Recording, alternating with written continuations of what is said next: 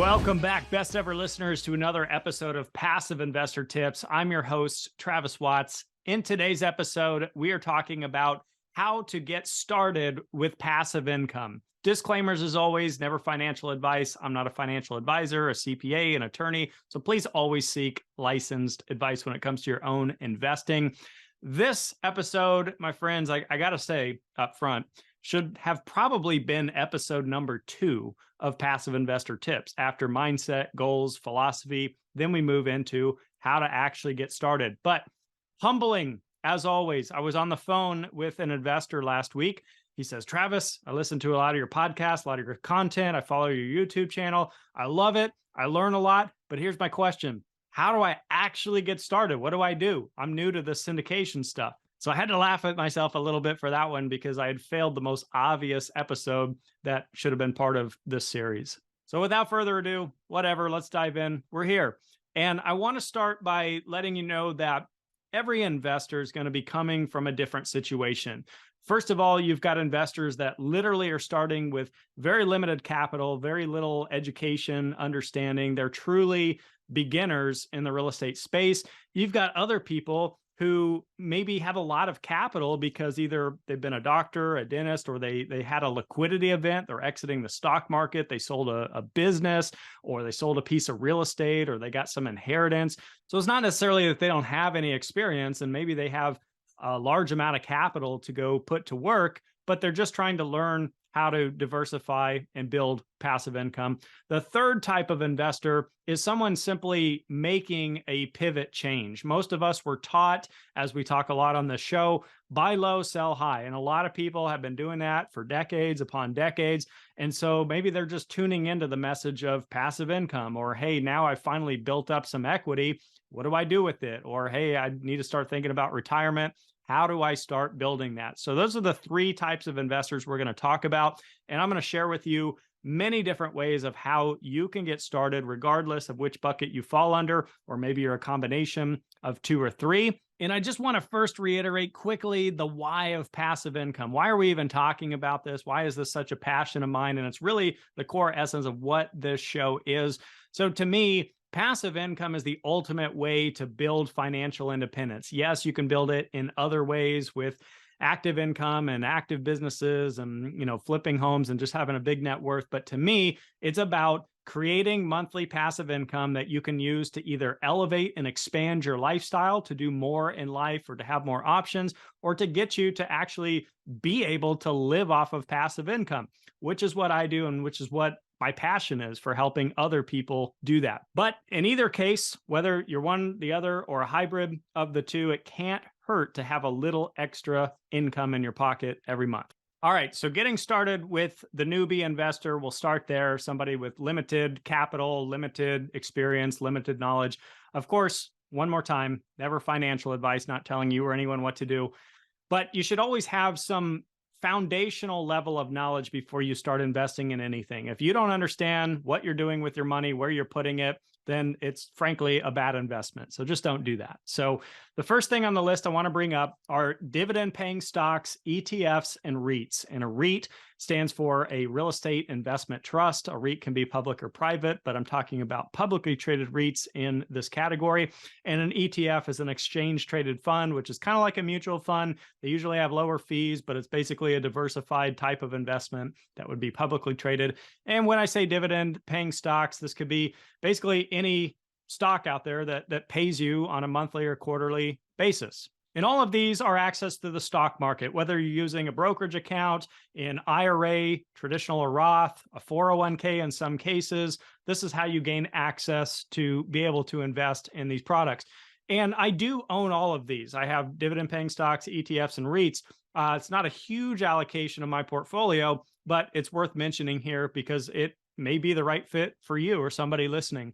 And the cool thing about what I like about my brokerage account, I do it primarily just through a regular individual brokerage account, is every month, I mostly just invest in things that pay me monthly. I log in at the end of the month and I've got a cash position built because all these different things that I own have distributed throughout the month. And now I'm just sitting on, several $1,000s there of cash. Now, what I can do with that is either build a brand new position in some new stock ETF or REIT that I want to own, or I can build upon a pre-existing position that I already have that I think is going to do well in the future.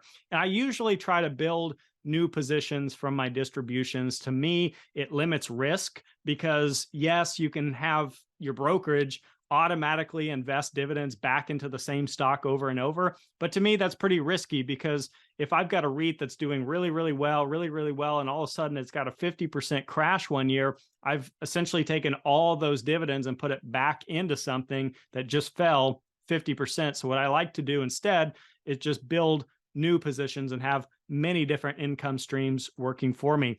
Now, you can also choose, if it's a brokerage account, especially, this can be useful. You can have your brokerage sweep, is what they call it. It's a sweep.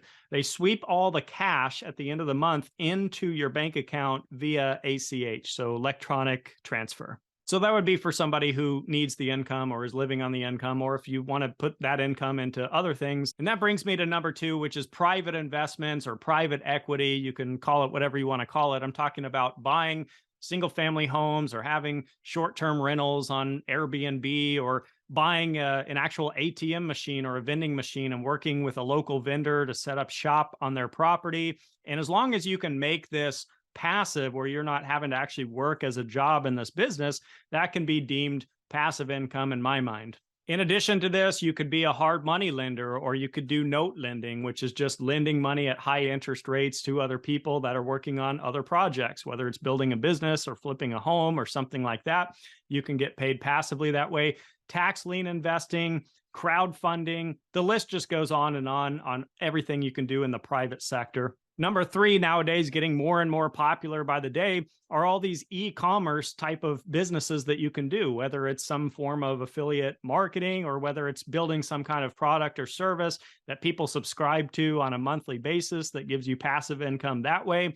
And the simple idea here for people who do like drop shipping or something like that is that you're going to use a different company to actually manufacture a product, to store that product, and to ship that product, and maybe as far as even doing customer service for people who are buying your product. So you are just a business owner, and let's say you create a website that people come to and they buy a product for $40, let's say, and then you're going to have that fulfilled by another company, and maybe you're going to pay that other company $20 to have all of that done. So you're playing the arbitrage game here, where you just pocketed $40 and you had to pay $20 to make that money. And with proper automation, this really can be a passive approach. It's going to be front loaded, where you have to think and build the business in the first place and probably monitor that from time to time. But mostly it can be passive, or you can hire an assistant or an employee to run that for you. There's a lot of really unique, fun things that you can do out there that generate passive income with limited amounts of capital. 2 that come to mind off the top of my head. 1, my wife and I, we used to rent out our car using an app service. And this particular app service would basically, when we weren't using our car, when we were traveling or away, we had a couple places that we were living from time to time, they would take care of our car completely. They would store the car, they would wash the car, they would maintenance the car, they would make sure the car always had fuel, and they would vacuum it. They would do all of that, and they would rent it out to other people. And then we had kind of a profit share going on, where they would get paid whatever, 50% of the rental fee, and we would get the other 50%. So we made many thousands of dollars by just renting out a car that otherwise was just going to sit around, collect dust, and become a liability for us as we continued to pay the maintenance ourselves and continued to pay the insurance, and we weren't actually using it. So that was one thing. I was on the phone with an investor about a month ago, and he told me that he bought a blog, and this was a new concept to me. So he didn't create the blog, and he doesn't actually blog or post anything. He has other people and writers that create content for this particular blog that already has a ton of viewers and subscribers, and then he gets sponsorships for the blog. So it becomes a passive income business for him. There's endless examples of businesses that can be hands-off and passive. That was just one that I thought was creative. And of course, there's a lot of products in the traditional world of finance that exist, of insurance products or treasuries or high yield savings account or CDs, which are certificates of deposit, or bonds. But we got to remember, because of the risk profile associated to these, meaning there's very little limited risk to those, you're going to have a very limited to moderate yield. So think maybe 1 to 5% per year. And finally, there's real estate private placements, AKA syndications. This is mostly what I invest in myself. I'd give it a 70 to 80% category of my portfolio. But we are talking first about this individual that has limited capital and resources to get started. And many of the minimum investments to enter into these in the first place is $25,000, $50,000, $75,000. So let's move to the next type of investor. So this type of investor is the person who had the liquidity event. Either they exited the stock market, got inheritance, sold a business, sold a piece of real estate, whatever it may be. They may or may not have experience, but private placements are nice because you're relying on other people to actually execute the business plan. So in the case of a multifamily private placement, I'm relying on a team's expertise to go find good deals, to underwrite them conservatively, to make sure that the tenants are managed, to make sure the marketing gets done efficiently and effectively, to make sure that contractors and any construction that's happening goes according to plan, stays on budget. I'm just the hands-off investor in the process. I'm just the guy that says, here's 50,000, I'd like to partner with you. And this could be nice. We'll say this person in this hypothetical example has $1 million to go deploy.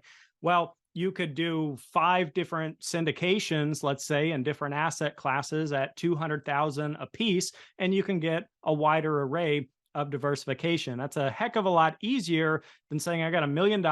I'm going to go buy 25 single family homes. I'm going to have to go underwrite all those deals, win those deals, turn over those deals, market those deals, put tenants in those deals, put property managers on there. That's a full-time job. So the key here is about scalability for someone in this position. Also, for this type of investor, I would put back on the list and reiterate that the dividend paying stocks, ETFs, publicly traded REITs or privately traded REITs for that matter, could also help with the scalability because frankly, it's just as easy to go invest $100 in the stock market as it is $1 million. You just click a couple buttons and you're done. So to recap this type of investor, it's usually about making things simpler, making things scalable, and making things easier.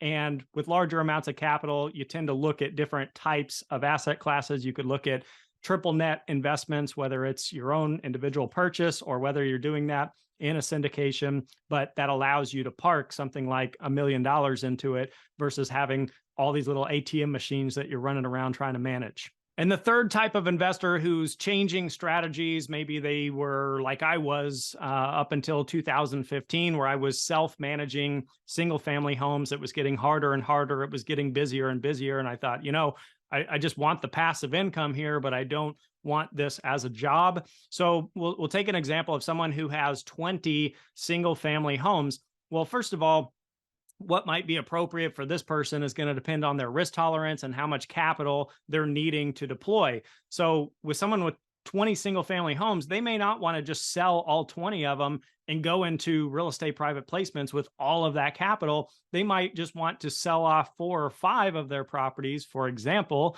and start experimenting with private placements and see how it goes. And then they can stack up if they like it or they don't like it. While somebody else in this category might be selling one of their luxury fix and flips, and they're going to have a huge liquidity event. And that's essentially going to be 100% of their capital. They may want to allocate, like we talked about earlier, where they're doing 100K here and 200K there into some of the assets that we talked about. And I also want to say this about this type of investor, because I hear it all the time working in investor relations and education and just being an investor in the industry for almost 15 years at this point, is a lot of people prefer to focus first on buy low, sell high, building up equity, getting a high income, and then saving and investing to the point that the money that they have now, the net worth or the investable assets, are meaningful in terms of passive income. And this makes sense if you think about it. If all you had was $10,000 to invest, that was the total amount of money, and you went into some passive income deal that paid you $50 per month, that's not super exciting. And I know it wouldn't have been that exciting for me when I first got started. So I focused on highest and best earning potential, living frugally for a period of time, investing the difference into real estate and avoiding bad debt and things like keeping up with the Joneses until I had a sizable nest egg where you can imagine, for example purposes, someone with $1 million now goes and invests into something that produces passive income.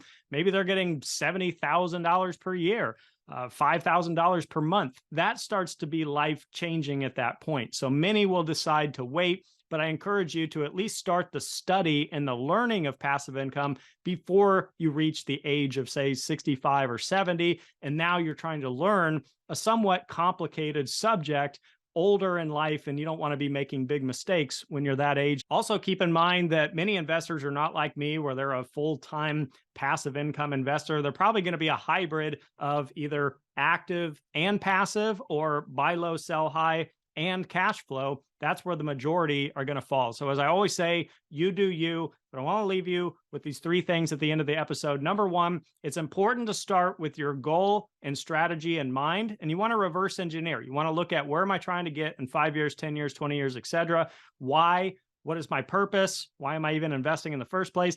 And then work backwards and say, what kinds of investments can likely get me to that sort of outcome? Number 2, have a basic fundamental understanding of what it is you're investing in. It doesn't matter what you're investing in, whether it's stocks, bonds, mutual funds, crypto, etc.